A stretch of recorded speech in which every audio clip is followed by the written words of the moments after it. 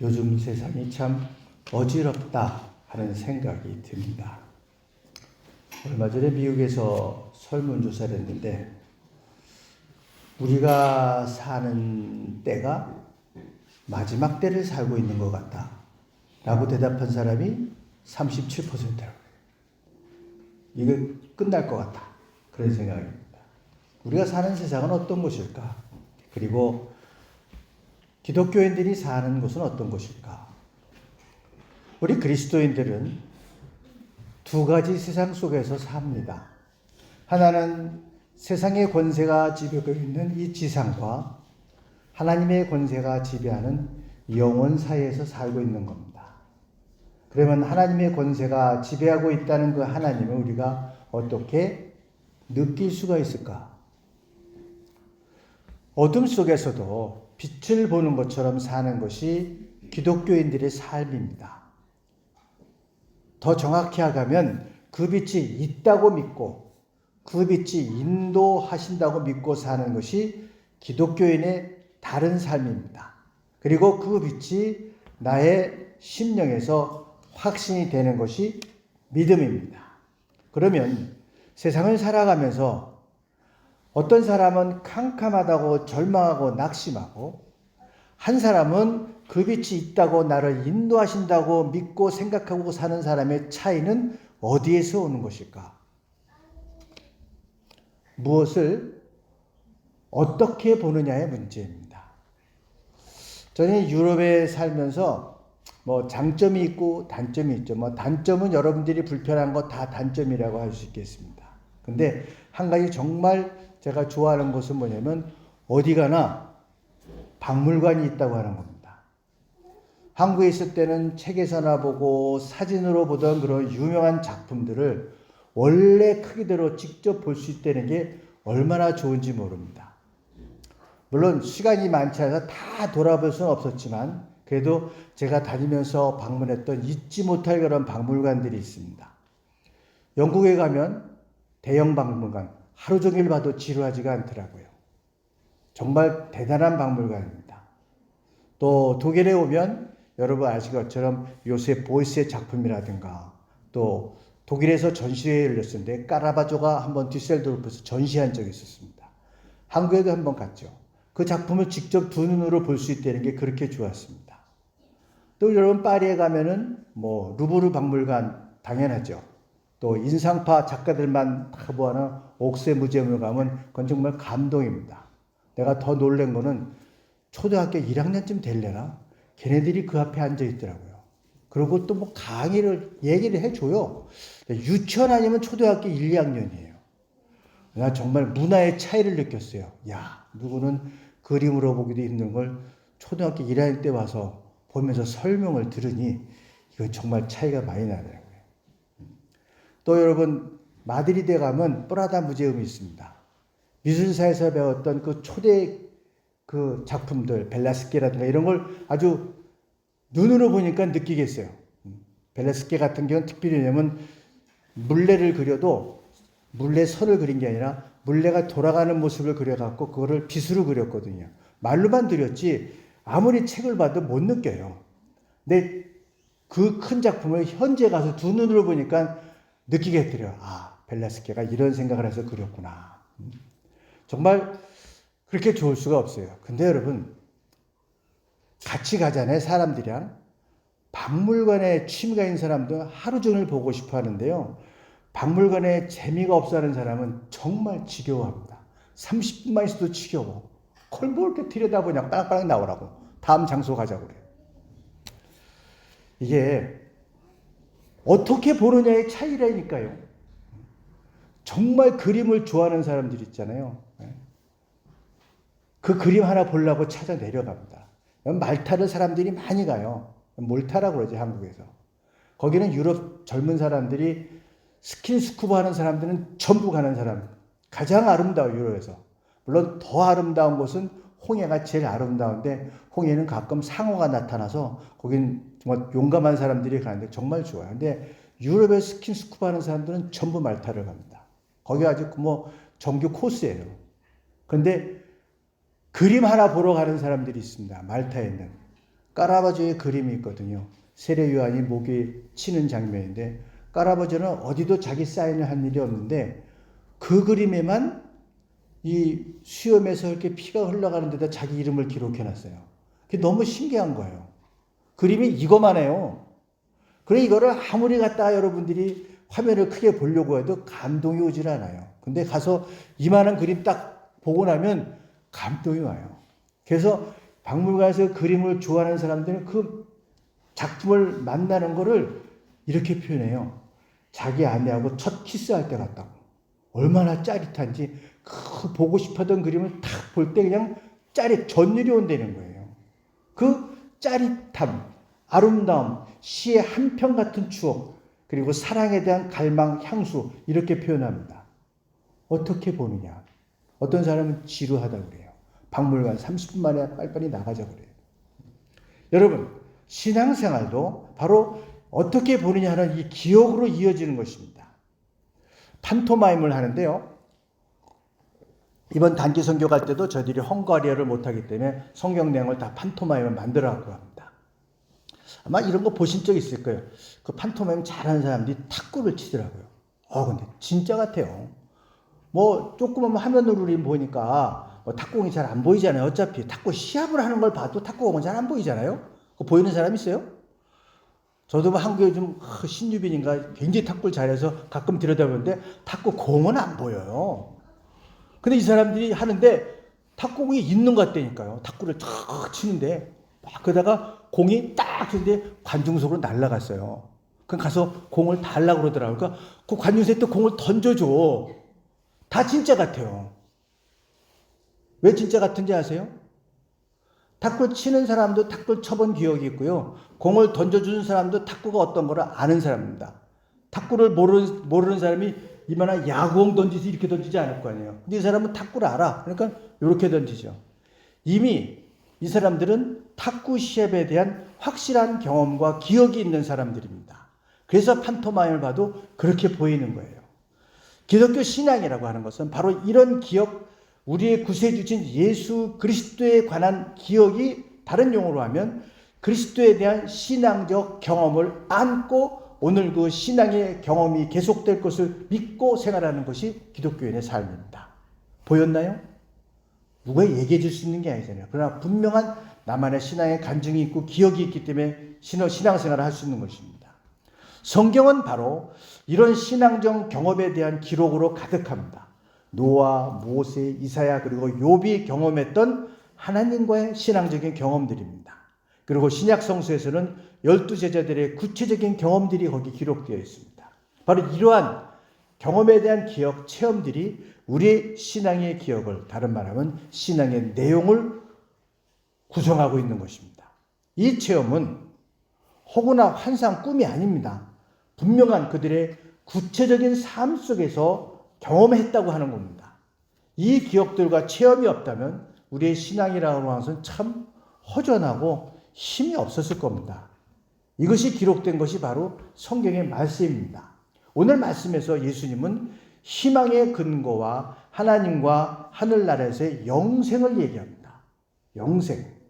기독교인들은 하늘의 소망을 갖고 삽니다. 그러나 지금 여기 있는 우리들의 삶을 무시하거나 소홀히 하는 게 아닙니다.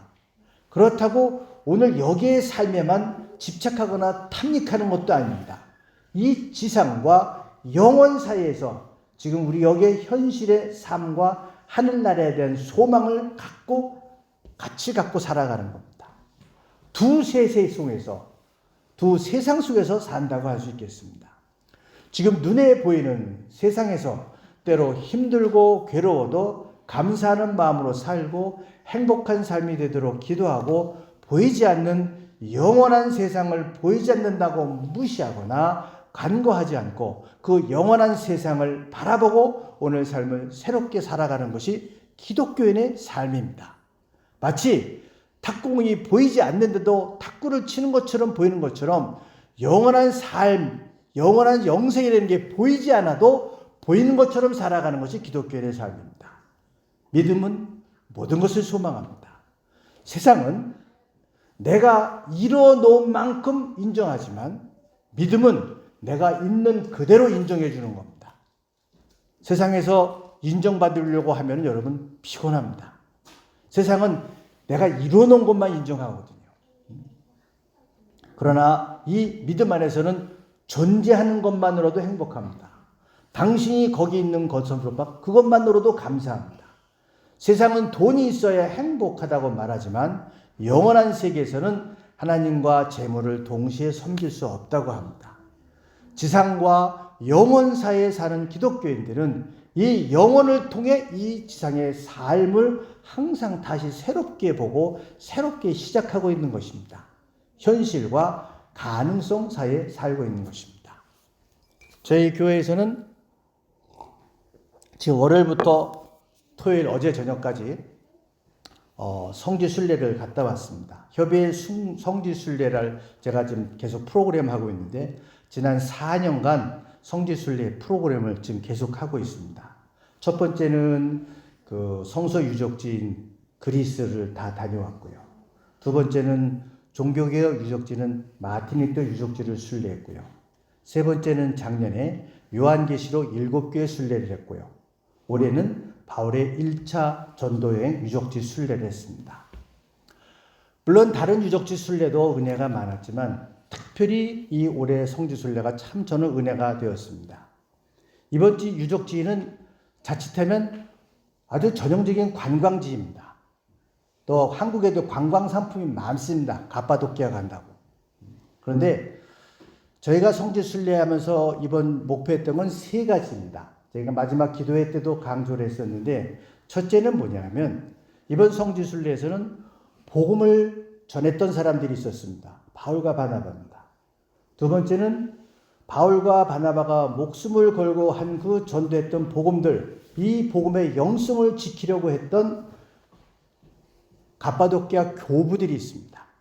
콘스탄틴 대제가 수도를 지금의 이스탄불인 콘스탄티노플로 이전하고 기독교가 공인이 되고 화려한 교회를 짓고 있을 때 제도권 교회가 곳곳에서 화려한 대성당을 건축하며 교회가 화려한 교회됨과 세속 속에서 세속화되어가는 것을 보고 세속화된 교회의 건강한 회복을 위해서 가파도키아의 동굴 수도원을 지고 은들 생활과 묵상의 삶을 실천하면서 이 동굴에서 예배했던 초대 교회 예배자들이 있습니다. 여러분들이 관광지로 가는 가파도키아에는 자그마치 360여 개의 교회와 수도원들이 거기 있었습니다.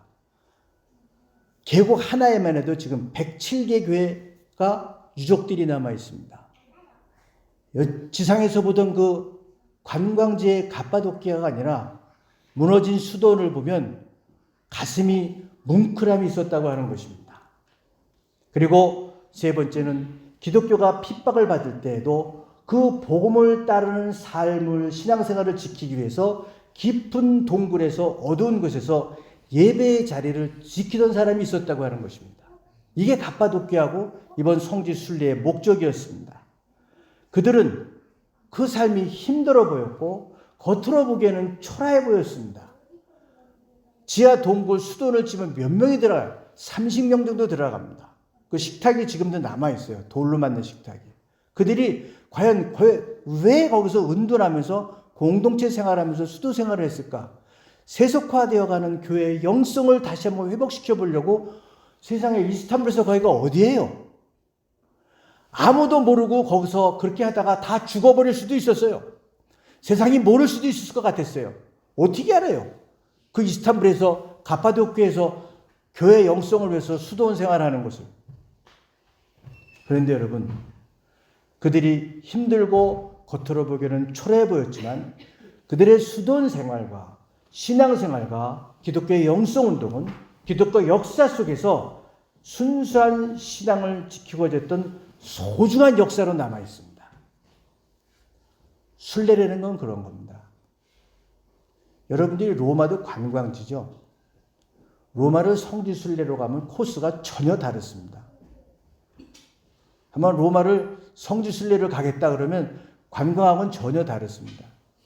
가파도키아라든가 마찬가지입니다. 이번 성지 순례에서 가장 감명 깊었던 것이 바로 그 지하 동굴을 파면서 거기서 수도원 공동체 생활을 하면서 성화를 그리고 교회의 영성이 회복되기를 기도했던 그들이었습니다.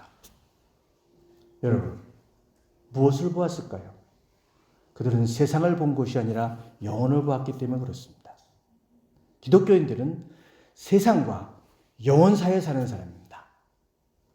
지상에서 영혼으로 가기를 소망하며 사는 사람들이라고 하는 것입니다. 저는 오늘날 교회 속에서 어저께도 이 설교를 쓰면서 그 생각을 했습니다. 오늘날 우리들의 교회 속에서 어디에서 지상으로 영혼으로 향하는 영성을 갈망하면서 신앙생활하는 모습이 있는가 고민이 되더라고요. 아마 오랫동안 제 가슴속에 남아있을 것 같아요. 그 지하의 수도원들이. 그럼 오늘날 세속화되어 오는 교회 속에서 교회가 비어가고 있다고 하고 교회가 망해가고 있다는 이 세상 속에서 과연 교회는 어디서 그 영성의 삶을 찾아야 될까? 같이 고민할 수 있으면 좋겠습니다. 이 지상의 삶이 영혼에 비추어져서 새로운 의미를 찾게 되고 그래서 감사하고 찬송하고 행복한 삶이 되는 겁니다. 고린도후서에서 말씀하신 것처럼 우리가 환난을 당하는 것도 너희가 위로와 구원을 받게 되는 것이다. 요한복음이 믿는 자는 영생을 가졌느니 내가 줄던 곳 세상의 생명을 위한 내 살인이라 했던 그 주님의 말씀처럼 하나님의 영원한 사랑이 이 예수 그리스도를 통해서 우리에게 지상에 계시되었고 이 사랑, 이 은혜에 의지해서 살아가는 것입니다. 이 은혜 때문에 지상의 삶이 영원의 삶으로 이어질 수 있다고 하는 것입니다. 세상은요, 뛰는 놈 위에 나는 놈이다 하고 항상 긴장 속에서 살아가야 됩니다. 눈 감으면 코 베어간다. 근데 여러분, 우리의 삶은요, 최선을 다할 뿐 결과는 그분의 은혜에 맡기고 사는 것입니다. 세상을 다 어떻게 안다고 할 수가 있겠습니까? 세상을 다 아는 것처럼 사는 사람처럼 어리석은 사람이 없습니다. 뛰는 놈이 나는 놈이 있다니까요. 공자가 그랬습니다. 뛰는 놈은 나는 놈에게 공손해야 된다. 부처가 그랬습니다. 뛰는 놈이나 나는 놈이나 다 내 손바닥 안에 있다. 맹자는 뛰는 놈이나 나는 놈이나 다 태어날 때부터 선하다. 성철 스님은 뛰는 놈은 뛰는 놈이요 나는 놈은 나는 놈이다. 햄릿은 뛰느냐 나느냐 그것이 문제다. 근데 여러분, 뛰는 놈보다 나는 놈보다 더 실력이 있는 놈이 있습니다. 붙어가는 놈입니다. 엘리베이터가 30층 가면 엘리베이터에 붙어서 30층까지 빨이 목에 다 올라옵니다. 여러분, 신앙생활은 붙어가세요. 은혜에 의지해서 붙어가는 겁니다. 내가 올라가고 내가 하는 거 아닙니다. 사람들이 자꾸 자기 그 계획과 의지를 많이 믿습니다. 어떤 사람이요, 바닷가를 가다 요술 램프를 주셨어요. 램프를 열으니까 그 요정이 나오는 거예요. 주인님, 제가 모든 걸 들어드리겠습니다. 소원을 들어주세요. 이 사람은 머리가 잘 돌아가. 그래? 1년 후에 나올 신문을 갖고 오라고. 갖다 드렸어요. 뭘 봤을까요? 주식 시세표를 보는 거야. 1년에 올라갈 주식을 다 봐. 거기에 왕창 투자하는 거죠. 그리고 뒤져봤더니 글쎄 자기 부고란이 있네. 사망 날짜까지 거기 있어요. 1년 후에 주식 시세표는 볼 수 있을지 모르겠지만 자기 죽는 날도 거기 있다는 건 몰랐을 겁니다.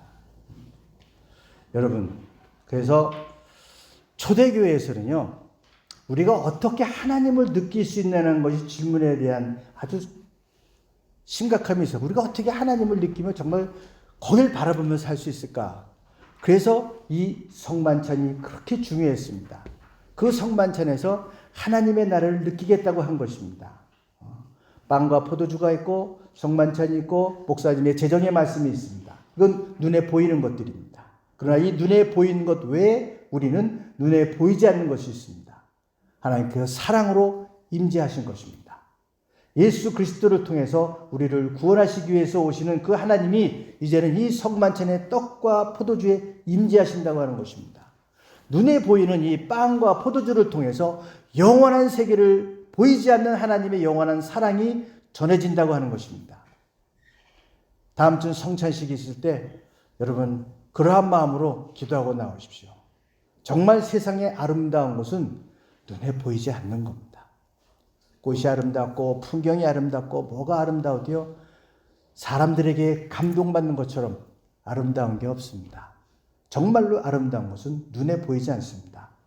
요한에게 약속하셨던 그 영원한 생명과 사랑이 이 성만찬을 통해서 눈에 보이지 않는 그분의 사랑이 전해지는 것입니다. 그렇기 때문에 신앙생활은 우리가 자유해진다고 해서 그냥 내 마음대로 아무렇게 하는 게 아닙니다. 탁구장에서는 탁구를 쳐야 되고 테니스장에는 테니스를 쳐야 됩니다. 장기판에서는 장기를 둬야 되고요. 바둑판에서는 바둑판을 둬야 됩니다. 바둑판에서 장기를 들고 왔다 갔다 미친놈이라고 그래요. 신앙생활도 마칩니다. 일정한 성경을 따라 일정한 규칙이 있습니다. 축구장이나 테니스장은 주위에 철책도 쳐 있습니다. 규칙을 어기면 이단이라고 그럽니다.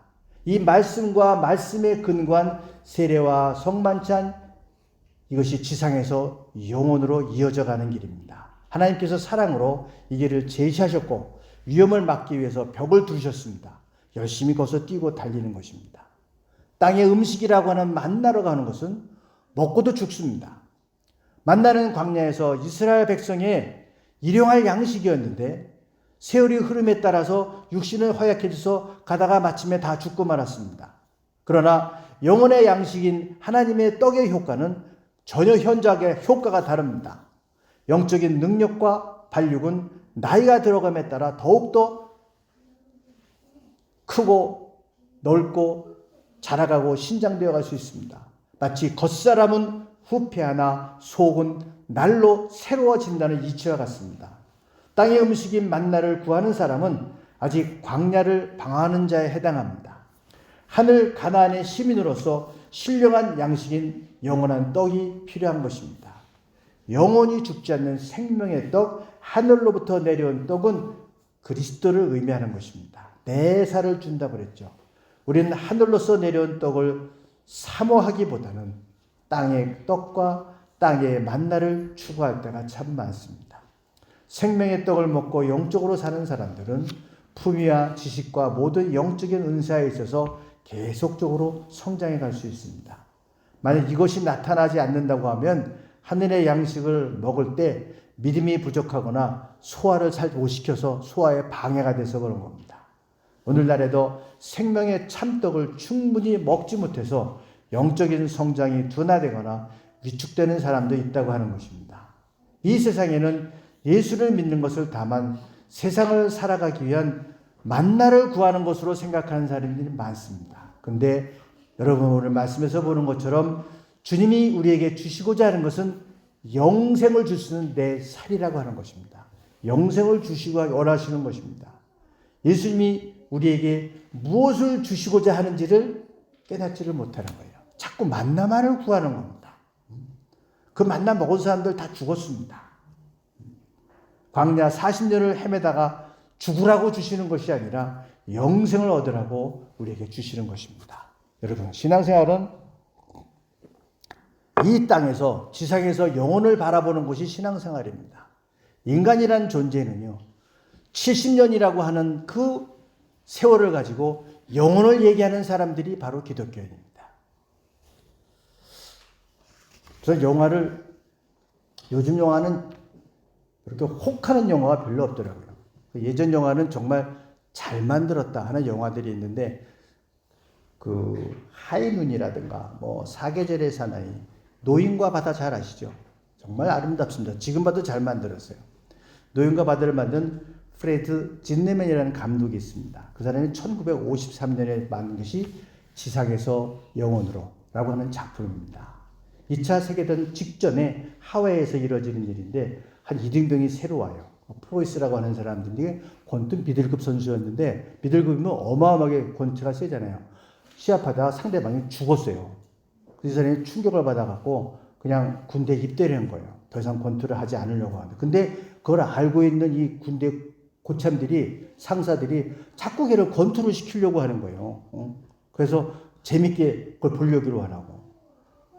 그래서 이 프로이스를 잘 이해하는 그 상사가 있었습니다. 그 워든이라는 사람인데, 그 사람은 그 권투 선수였지만 더 이상 하고 싶어 하지 않은 프로레슬러를 잘 이해를 하는 사람이에요. 좋은 사람이죠. 그런데 그 모든 상사는 몰래 중대장의 부인과 밀회를 즐기고 있는 거예요. 또한 프로이스와 친했던 안젤로라고 하는 친구는 영창을 담당하는 사람한테 미우면서 결국은 맞아 죽습니다. 그래서 프로이스가 복수를 하는 거예요. 복수를 하고 중상을 입고 자기가 청소에 친했던 그 주막에서 일했던 엘마라는 여자의 집으로 피신하게 됩니다. 그때 라디오에서 방송이 나와요. 일본 전투기들이 습격을 한다고. 그래서 자기는 본대로 돌아가야 되겠다는 거예요. 그래갖고 부상을 입었는데 칼로 찔려서 부상을 입었음에도 불구하고 자기의 군인으로서의 그런 본분을 다하기 위해서 부대로 피신해 다 본대로 귀대를 합니다. 근데 비상시잖아요. 그 본대로 귀대하다가 오해를 받아갖고 그만 보추병에 저격을 받아서 죽습니다. 그래서 마지막 장면은 그하고 친했던 나팔수였던 친구가 나팔을 불어요. 몽고메리 크리프트가 나팔을 부는데 거기서 장면이 끝나요. 그 작품이 뭐냐면요. 우정과 사랑 그리고 애국 사이에서 갈등하는 답답한 캐릭터입니다. 몽고메리 크리프트 역이. 또 부대 내에서 유일한 친구였던 안젤로 프랭크 시나트라가 맡았는데 결국은 죽어요. 그래서 연병장에서 눈물을 떨구면서 나팔을 보는 모습이 잊혀지지가 않는데 이게 뭐냐면요. 눈에 보이는 지상의 삶과 영원한 삶의 그 괴리, 그 메꿀 수 없는 클로프트 이걸 그린 거예요. 당시 군부대에 하는 비리와 불법, 부조리, 폭력, 불륜 그리고 그에 대비해서 그런 우정과 사랑, 영혼을 대비해서 그린 작품이기 때문에 아주 오랫동안 기억에 남습니다. 그 작품에는 철학이 있거든요. 그래서 지금도 생각하면 지상에서 영혼으로 메꿔지지 않는 그 괴리 때문에 고민했던 그 젊은 사람들. 신앙생활은요. 지상에서 영혼으로 그 메꿔지지 않는 괴리를 고민하고 기도하고 찾아가는 것이 기독교인들의 삶입니다. 이 땅에 있는 우리들의 삶이 70년, 80년이 사는 삶이 영혼을 바라보면서 영혼을 소망하고 보이지 않는데도 보이는 것처럼 살아가는 것이 기독교인의 삶이라고 하는 것이에요. 눈에 보이는 것만 추구한다면 만나를 먹다 다 죽어버리게 될 겁니다. 참으로 아름다운 것은 눈에 보이지 않는 것입니다. 그래서 절대로 사인을 하지 않는 화가 중에 하나가 미켈란젤로입니다. 그렇게 많은 성화를 그렸는데 여러분들이 사실은 시스티네 성당에 벽화 있잖아요. 그거를 부탁을 했거든요. 그래서 그거를 4년 동안 그렸어요. 1508년부터 4년 동안 성당에 틀어박혀서 이러고 그래갖고 디스크가 생겼죠. 그래서 온천에도 가서 휴양도 하고 치료하면서 그걸 그렸어요. 그걸 다 그렸을 때요. 가보셨죠? 얼마나 아름다운지 몰라요. 거기 사인을 탁 하고 밖에를 나왔는데 성당 밖에 그 쏟아지는 햇빛과 새소리와 나무의 푸르름을 봤는데 자기 그린 그림이 너무 초라한 거예요. 하나님은 이렇게 아름다운 세상을 창조하고 우리에게 주셨는데 내가 그 그림 하나 그렸다고 사인하고 나온 게 너무 우리말로 쪽팔린다 그래요. 다시 돌아가서요. 사인을 지워버렸어요. 그래서 여러분 미켈란젤로 사인 있는 것은 여러분 베드로 대성당에 있는 피에타 상에만 사인이 있고 미켈란젤로의 작품에 사인이 없어요. 하나님의 그 작품에 자기의 작품 너무 초라하다고 하는 것입니다. 하나님은 그 아름다운 것을 다 솜씨를 하였지만 어디도 당신의 솜씨를 알리는 흔적을 남기지 않았는데 내가 작은 벽화 하나 그려놓고 걷다 내가 서명을 했구나. 여러분 세상에서 여러분들이 겪는 성공과 실패에 너무 연연하지 마십시오. 우리는 영원한 삶을 허락받은 사람들입니다. 우리의 시선이 이 지상에서 영원으로 향하고 그 영원한 삶을 소망하고 바라보는 마음으로 지상의 삶을 바라볼 수 있기를 바랍니다. 영원한 삶으로 이 지상의 삶을 내려다보시고 담담히 끝까지 달려가시기 바랍니다. 54절의 말씀 마지막 날에 그분이 우리를 살리실 것이기 때문입니다. 기도하시겠습니다. 자비하신 아버지 하나님, 사순절 넷째 줄 우리를 위해 십자가 길을 가셔야 했던 주님의 사랑을 다시 한번 기억합니다. 이 땅에서의 곤고한 우리들의 세상의 삶도 돌보아 주시고 이 땅의 삶을 다할 때에도 또한 영원한 삶에 잇대어 살 수 있도록 허락하여 주신 것을 감사합니다. 어지러운 이 땅의 혼돈의 삶 속에서도 이 삶이 영원으로 이어지는 삶이라는 것을 기억하게 하시고 주님이 주시는 살아있는 떡 생명의 말씀과 성찰의 말씀으로 새롭게 깨닫고 기억하고 영원한 나라를 소망하는 삶이 되도록 인도하여 주시옵소서. 이 땅에서의 당하는 고난 속에서도 소망이 견고하여지게 하시고 전해주신 복음의 말씀을 기억하며 고난 속에서도 하나님의 위로를 구하고 소망을 보는 성도들이 되게 하여 주시옵소서. 예수 그리스도의 이름으로 기도하옵나이다. 아멘.